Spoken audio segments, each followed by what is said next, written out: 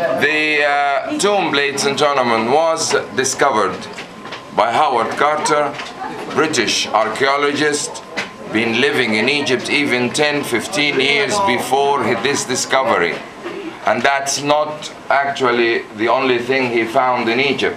Howard Carter was a very active archaeologist. He found lots of tombs before that one.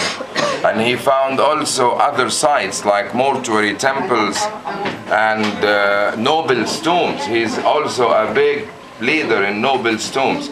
But you know, the jewel of his finds is Tutankhamun, simply because Tutankhamun is the only intact royal tomb found in the whole country. You see how many pyramids, you see how many dynasties we have, 30 dynasties, right? So you see how many cemeteries, royal cemetery or royal necropolis in the country, lots of them, lots of them. Between all of that, between almost 1,200 pharaohs, ladies and gentlemen, ruled Egypt in about 3,000 years, the only intact royal tomb was found is this one in 1922. And discovered on November 4, by the way, November 4. And I would like just to have a look at the map of the tomb. This is very important to follow what we're going to talk or what we're going to say about the photos. That's the map of the tomb. There are 16 steps cut in the bedrock. This bedrock we have here on the west bank of Luxor is limestone, not sandstone, not granite. That's limestone. Very fragile and very bad, by the way. This is a very bad type of limestone. But the place was chosen mainly because the altitude is very high and will be a perfect safeguard against the Nile floods. The main idea was the Nile floods. Even in case of a big devastating flood, tombs will be safe. Tombs will be very well protected because they are much higher than any sort of flood would be expected. And they were right about that, by the way. 16 steps, ladies and gentlemen, just down here, covered for the moment by that ladder, a steel ladder. You cannot see the 16 steps. Howard Carter discovered those 16 steps first and had no idea what those 16 steps would lead to.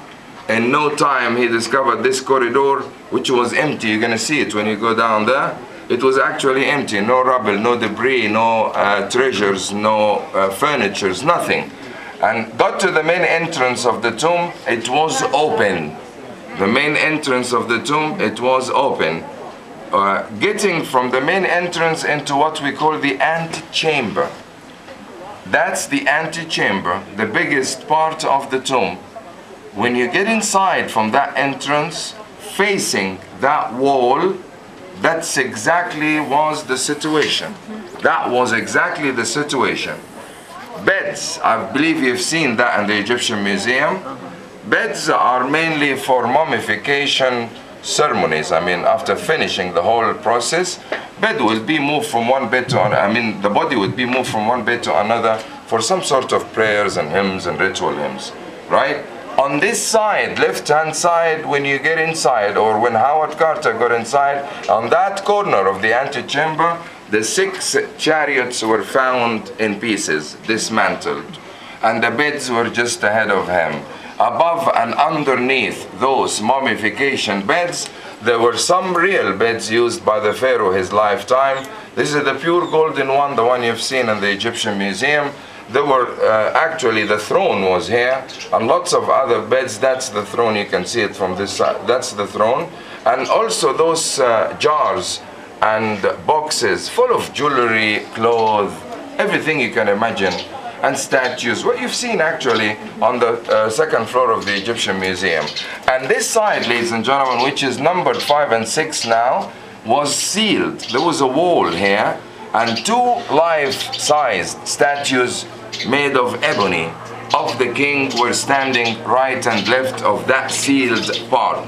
And nobody had any idea those days, November 4, what's behind this. They actually waited according to orders of Lord Carnarvon.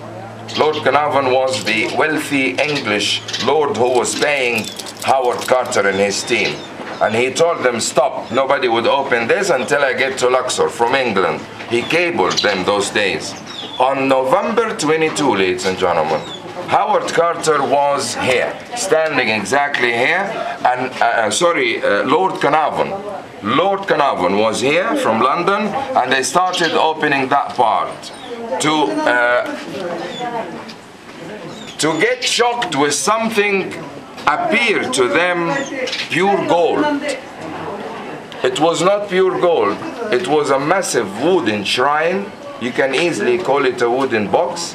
A massive wooden shrine, the same size of the burial chamber, filling the whole room. There was almost no space between the top of it and the ceiling, right? A big shrine, a wooden shrine. I believe you've seen that in the Egyptian Museum. And there was no way to get inside. There was no space for your foot inside. So they decided to take that shrine in pieces, to discover a smaller one the same shape underneath, and took that one in pieces to discover the third one, took that third one to discover a fourth one.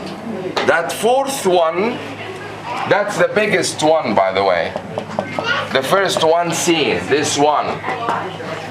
When they got to the smallest one, ladies and gentlemen, the smallest one was above the sarcophagus. This is the sarcophagus. It was above the sarcophagus. When it was taken in pieces and stored somewhere around here, the sarcophagus was in the middle of the chamber, here. And it was covered with lead. The lead was pushed by Howard Carter. He did a very stupid thing. He destroyed the lead. The lead was too heavy and fell off the ground in two pieces. You're going to see it in two pieces. What was inside, ladies and gentlemen? There was a massive coffin, this one. A wooden coffin covered with gold and silver, inlaid with precious and semi-precious stones. When the wooden coffin, ladies and gentlemen, when the wooden coffin was opened, there was another coffin inside it. The middle one. The middle one was also